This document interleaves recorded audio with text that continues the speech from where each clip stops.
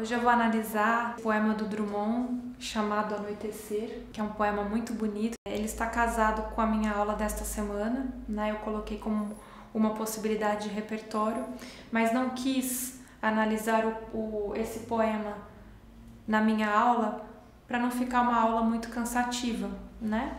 Então, estou gravando esse vídeo aí para vocês terem acesso a uma possibilidade de análise desse poema que eu acho interessante e que daria para casar não só com a discussão desta semana, mas daria para a gente trazer aí alguma ideia desse poema em outros temas também. Combinado?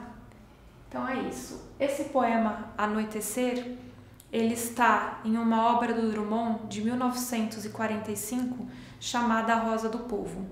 É uma obra linda, uma obra em que o Drummond ele está muito diferente de sua primeira obra de 1930, Alguma Poesia. Nessa obra, A Rosa do Povo, o Drummond encontra-se muito engajado. É uma obra em que ele analisa o nosso tempo, né? Ele envereda a reflexão dele para isso, para o nosso tempo. Inclusive é nessa obra que tem aquele poema que é bastante conhecido, que com certeza vocês devem conhecer, chamado A Flor e a Náusea. Poema lindo que ele apresenta uma flor nascendo do asfalto, né? Uma metáfora linda. Enfim, contexto, né, dessa obra Rosa do Povo. 1945, Segunda Guerra Mundial, a humanidade tinha vivenciado os horrores da guerra.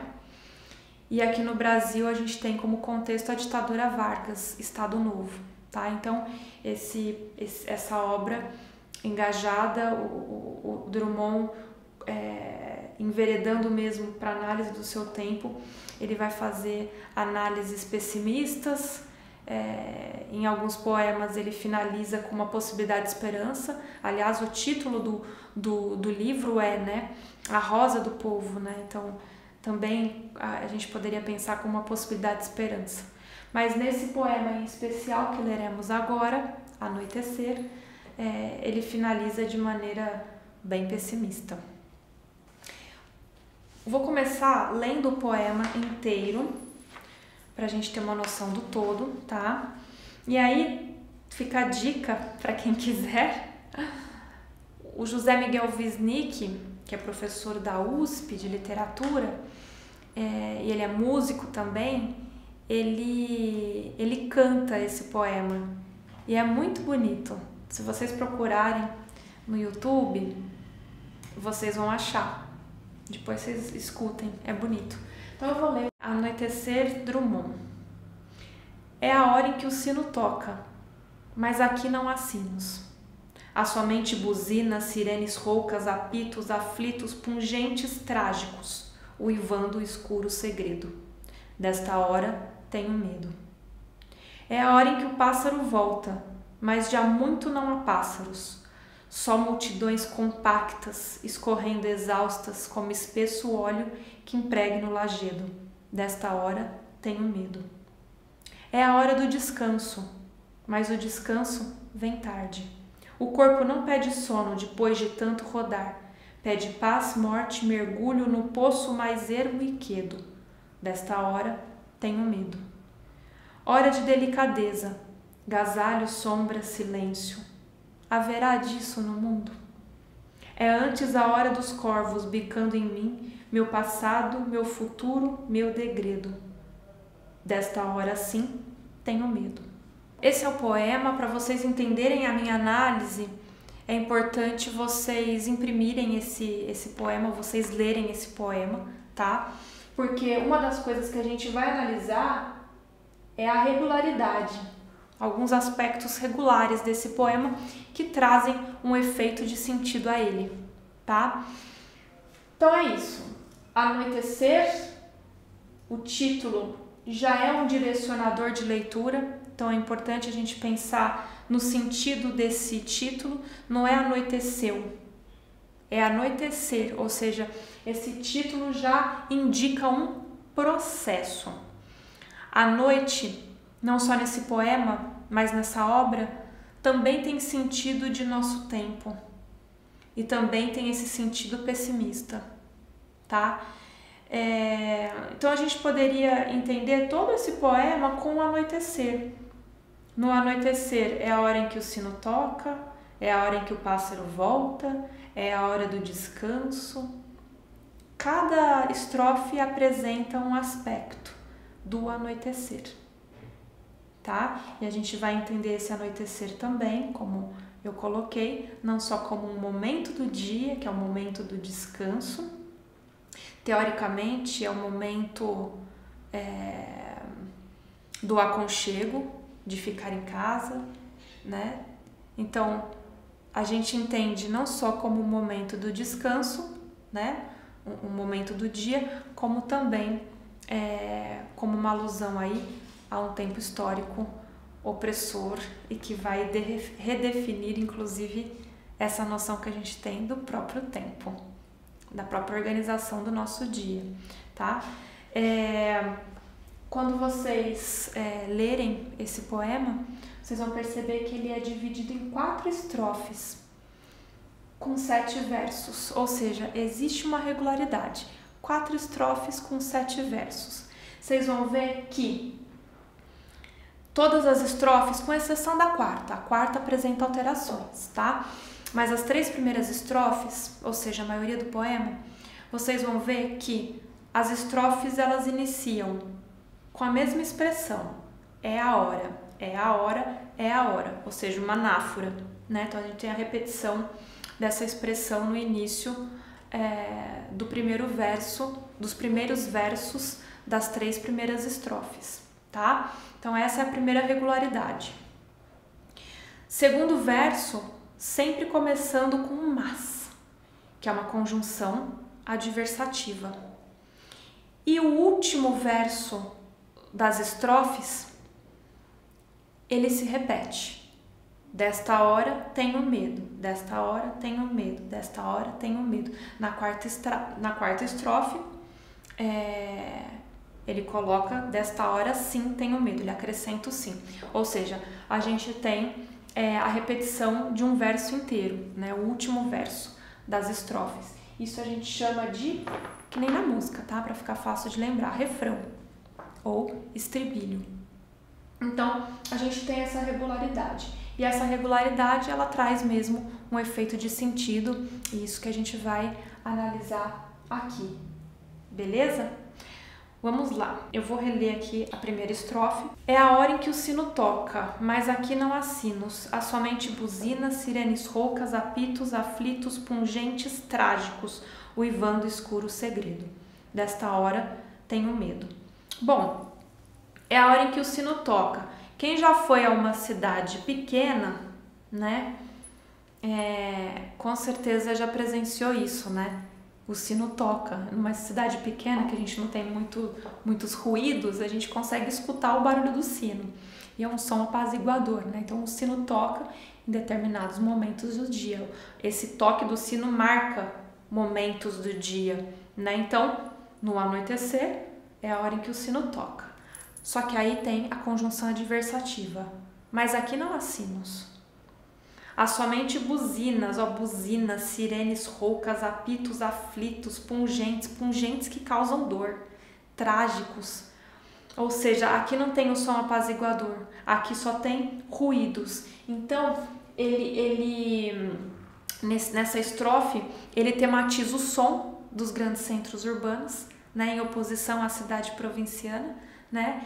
E ele faz essa oposição, toque do sino, som apaziguador, versus ruídos da cidade, né? Ruídos da cidade moderna.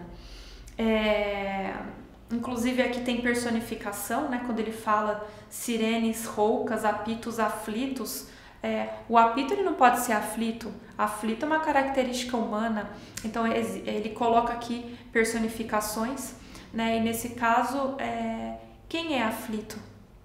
Né? Na verdade, as pessoas, né? Dessas cidades modernas que vivenciam esses ruídos, tá? Uivando, aqui tem até uma animalização, né? Uivando escuro segredo. Quem uiva, né? O lobo, então é um som de ameaça, né? Então remete aqui até a esse cotidiano ameaçador. E aí, como a gente havia comentado, tem o refrão, né? Desta hora tenho medo. Algo que é muito interessante de a gente notar é que ao longo das estrofes, o eu lírico, ele não se coloca. Ele só descreve o mundo objetivo, com exceção do refrão. No refrão é o único momento do poema em que o eu lírico se coloca. Tem o eu. Desta hora tenho medo. Tenho. Quem é que tem? Eu tenho. Tem um sujeito aí, oculto. Sujeito desinencial. Tenho, né? Eu tenho medo. Então, a gente tem essa oposição mundo objetivo, anoitecer, e subjetividade do eu lírico no refrão. Então, o eu lírico, ao longo das estrofes, ele descreve o mundo objetivo e finaliza no refrão se colocando. E ao se colocar, ele fala sempre a mesma coisa. Desta hora tenho medo. E é muito interessante a gente analisar o medo. O que significa quando ele fala isso? A gente sente medo quando a gente se sente impotente, tá? Vou dar um exemplo bobinho. Tenho medo do vestibular. Morro de medo, Mariana, do vestibular. Fico mal no dia, começo a tremer. Por que você tem medo? Isso está associado a um sentimento de impotência, porque você não sabe se vai cair justamente aquele conteúdo que você não entende direito, se vai cair um tema sobre o qual você não vai conseguir pensar, sei lá, né? O medo, ele sempre está associado a um sentimento de impotência. Então, quando o eu lírico, ao longo das estrofes, ele descreve o mundo objetivo, o anoitecer e o próprio momento histórico, e finaliza se colocando, o que ele fala é que diante disso tudo ele se sente impotente, né? Segunda estrofe: é a hora em que o pássaro volta, mas já muito não há pássaros. Anoitecer: é a hora em que o pássaro volta. Volta para onde, gente? Pro ninho. Ninho é sinônimo justamente de aconchego, de proteção, né? Mas já muito não há pássaros. Aqui, então, se na estrofe anterior ele tematiza o som, aqui ele coloca bem o plano visual, né? A gente consegue enxergar aí a hora em que o passarinho volta pro ninho, mas nos grandes centros a gente não tem mais a presença do pássaro, como ele coloca aqui. Só multidões compactas escorrendo exaustas como espesso óleo que impregna o lajedo. Desta hora tenho medo. Gente, eu acho isso lindo, isso tem tudo a ver com o tema desta semana. Só multidões compactas. Multidão é um coletivo. O que significa multidão? Várias pessoas. Por que o Drummond coloca, será, multidões compactas? Essa construção dele reforça justamente esse sentido de massa, né? Multidão, multidões em oposição ao sujeito, em oposição ao indivíduo, né? Então, essa massa anônima, indiferenciada e padronizada que nos tornamos. Linda essa construção, né? Escorrendo exaustas como espesso óleo que emprega no lajedo. Onde tem óleo? Na máquina. Então, aqui remete até ao nosso cotidiano, né? Ao nosso cotidiano maquinal. Nos tornamos máquinas, né? Nessa engrenagem, né? Então, a ave que retorna ao ninho é sinônimo de aconchego, de proteção, mas novamente essa conjunção adversativa mas Na segunda estrofe, anuncia aí esse cotidiano cinzento que se impõe. Terceira estrofe. É a hora do descanso, mas o descanso vem tarde. Como assim? É a hora do descanso, mas o descanso vem tarde. O corpo não pede sono depois de tanto rodar, pede paz, morte, mergulho no poço mais ermo e quedo. Desta hora tenho medo. Nessa estrofe vocês vão ver que o Drummond ele brinca com o descanso. A gente pode entender descanso no sentido temporário, então é a hora do descanso, o anoitecer é a hora do descanso, é a hora que a gente quer parar. Mas o descanso vem tarde. Que descanso que vem tarde? É a morte. Então ele brinca com descanso, ele joga com o termo descanso no sentido temporário e no sentido definitivo, né? Nessa rotina moderna em que estamos inseridos, né? Em que não paramos. Imaginem, peguem a imagem aí de grandes centros urbanos, né? Essa rotina maquinal que, né? A gente não consegue parar nessa rotina, a gente não consegue ter descanso. O corpo não pede sono depois de tanto rodar. Olha essa palavra rodar, que interessante. Quem é que roda? Aqui também faz alusão ao movimento mecânico, né? Maquinal, né? A rotina do atual modelo hegemônico. Então é muito bonita essa imagem, né? Somos multidões compactas, que ele colocou na estrofe anterior, né? Ou seja, perdemos a nossa subjetividade, a nossa individualidade, nos tornamos massa, né? Nessa engrenagem, nessa máquina sem sentido em que se transformou a nossa rotina na atual conjuntura. Aí ele fala: o corpo não pede sono depois de tanto rodar, pede paz, morte, mergulho. Pede paz, morte, mergulho.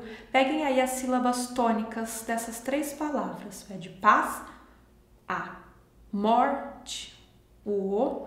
Mergulho, o u. Ó, aqui tem uma gradação.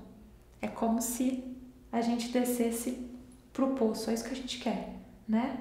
A gente quer mergulhar no poço mais ermo e quieto. A gente quer um pouquinho nessa loucura. A gente quer um pouquinho de descanso. A gente quer parar um pouco. Mas parece que a gente não consegue. Porque quando finalmente chega o fim de semana, a gente tem a sensação de que não parou. De que não conseguiu fazer o que a gente gostaria, né? A gente não conseguiu descansar. Então, ó, A, O, U. Da vogal mais aberta para a vogal mais fechada. É como se a gente quisesse mergulhar nesse poço silencioso.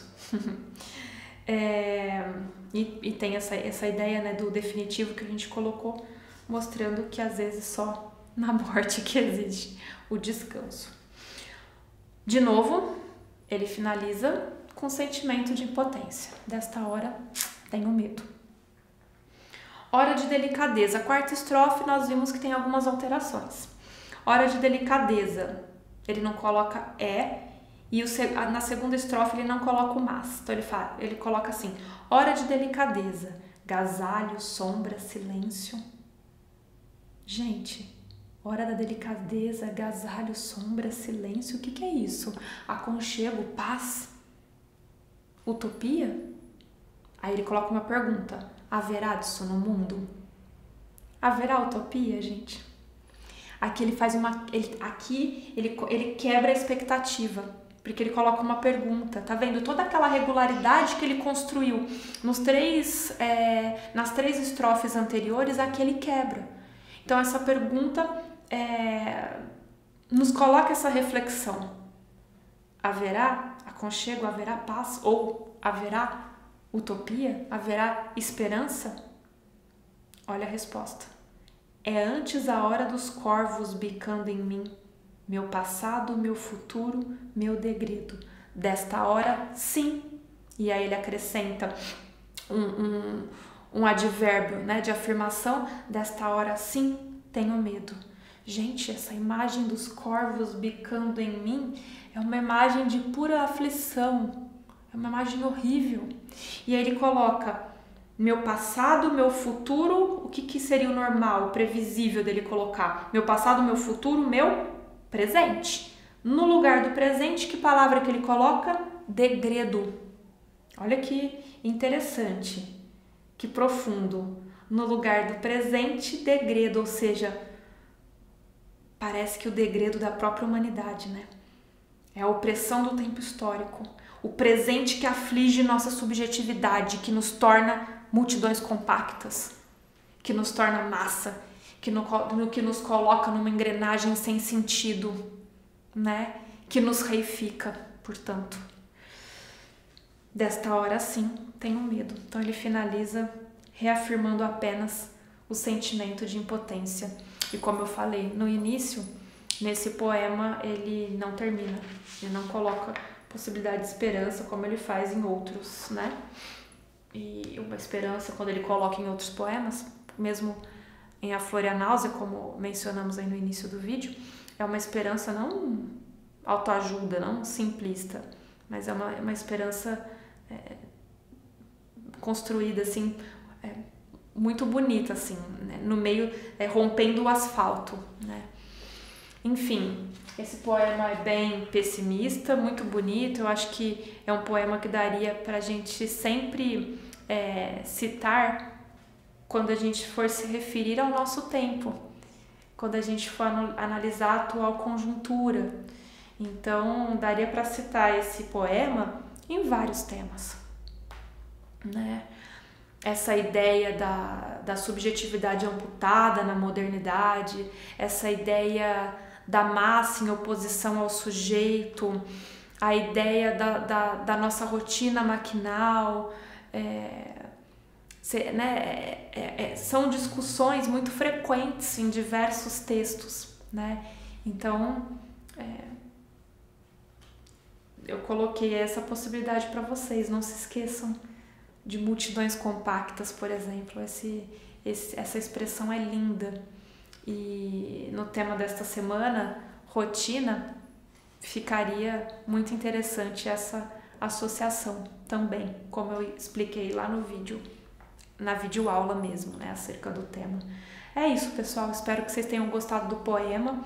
Eu tentei ser breve, o vídeo ficou extenso, mas ainda assim foi um resumo dessa análise, porque esse poema é super rico e lindo.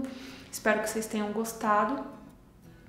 E leiam essa obra, A Rosa do Povo. É uma obra do Drummond que vale muito a pena. Bonita demais.